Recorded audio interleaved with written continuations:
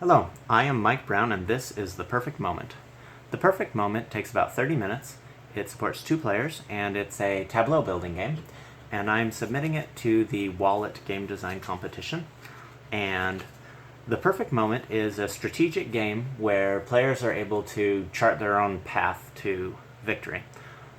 The abilities on the cards in The Perfect Moment play off of each other in such a way that you can really do a lot, even though it's very minimalist in terms of what exists. It also has a unique scoring system, which I'll explain right now. So you see the cards have 2 different sides, the bottom side and the top side, and you can play them in either orientation, but they have symbols and names, and in order to score a card, you can match up the symbol with the symbol on one of your cards that you have in play. These are called your equipment. And the theme is time travel, and the players are trying to go back in time and fix an anomaly. This is the anomaly card right now.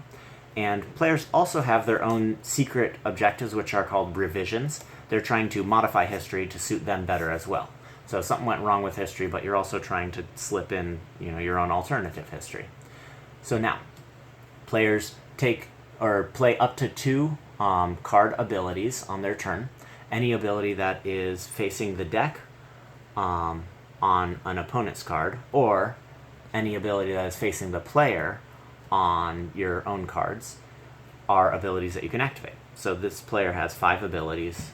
The blue player has 5 abilities that are able to be used by him. So I'm going to go through a couple turns real quick just to show you how it goes. So this player, he wants to get an armor and a map in his equipment.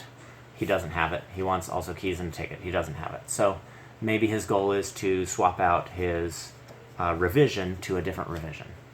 He's going to activate poetry, draw 2 cards, return 2 cards to the top of the deck. So he draws 2 cards. He now has 5 cards that he could work with to return.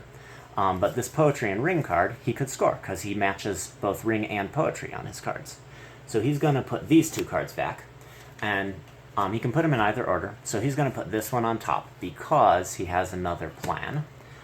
He's going to activate this player's disguise. Draw a card, discard a card to the bottom of the deck. So he draws this card, and then he puts it on the bottom of the deck. Now the reason why he did that was because this is a map and an armor, which this guy could have scored. So he wanted to prevent that guy from scoring. So then he has now this ring and poetry. He scores it for 4 points and ends his turn. And he draws a new card to replace that, so he now has a new revision that he wants to make on history.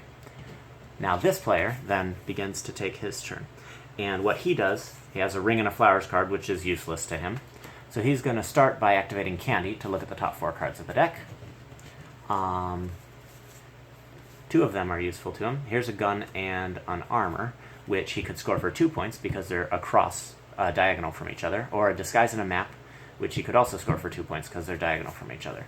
So he's going to put this one on the bottom to hide it from this player, because if this player uses poetry, he'll only see the top 2 cards of the deck. And then he's going to take this gun and armor and put it on the top. Now, he then has to get this card into his hand. And if he had access to disguise, he could get it into his hand. So he activates his armor to use an ability facing away from him, activates the disguise, draws a card, and discards a card. He just gets rid of this card. And then now he has a card that he can score. Now the end of armor's ability is that you have to return a card to the top of the deck and then draw a card. So I'll just do that. Oh, actually even better. He'll return this card to the top of the deck and then redraw it. And then and now he doesn't have 2 cards of equipment, so he has to play a card of equipment down. And he'll put it down in this orientation, so instead of being worth 2 points, as the gun and the armor used to be diagonal, it's now worth 4 points, because he's got the gun and the armor on the same side of the card. So he scores this card, gains 4 points, draws a card, and play continues. The game goes until someone gets 16 points, which is actually the point where the other player could not possibly win. Or the game goes until the deck runs out, which more often happens. Anyway, I think that this is a really fun game, and I hope that you guys enjoy looking at it. Thanks.